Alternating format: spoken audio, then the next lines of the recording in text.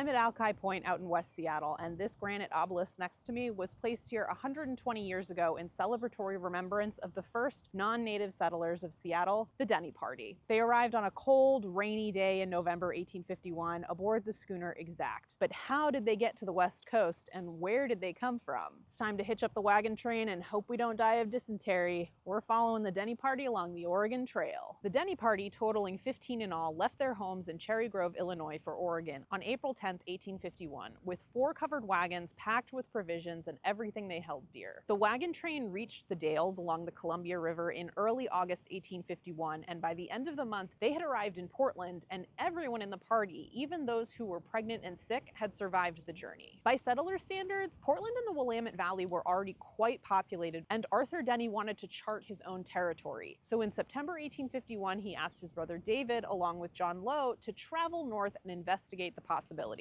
There were at least 17 Duwamish and Suquamish villages in the region we now call Seattle when the Denny Scout Party first arrived. After some investigation, David Denny chose Alki Point, known to the Duwamish as Prairie Point in Lachute. David sent John Lowe back with a message to Arthur. Come as soon as you can, there is plenty of room for 1,000 settlers. The Denny Party arrived at Alki Point on November 13, 1851, and the settlers quickly began to claim the ownership of all the land they could survey, which the U.S. government had allowed under the 1850 Donation Land Claim Act, which promoted the homesteading of the Oregon Territory. Of course, this law completely disregarded the Coast Salish tribes that had been living in the region for a millennia, dispossessing them of their homes and hunting grounds. The new settlement was originally named New York, but eventually the Chinook word Alki, meaning by and by, was added, and eventually the New York part was dropped entirely. By all accounts, that first winter was awful. By the spring of 1852, most of the Denny Party was sick of where they lived. Constant exposure to wind and rain made for miserable living conditions. They explored more of the area, and many decamped for what would later become Pioneer Square. The monument at Alki Point was installed on November 13, 1905, 54 years after the Denny Party first came to the region, and it was a citywide celebration. More than 1,000 people attended the unveiling of the monument, including 3 of the original 24 settlers: Carson Boren, Mary Lowe Sinclair, and Roland Denny. So the next time you're out in West Seattle, be sure to check out Alki Point and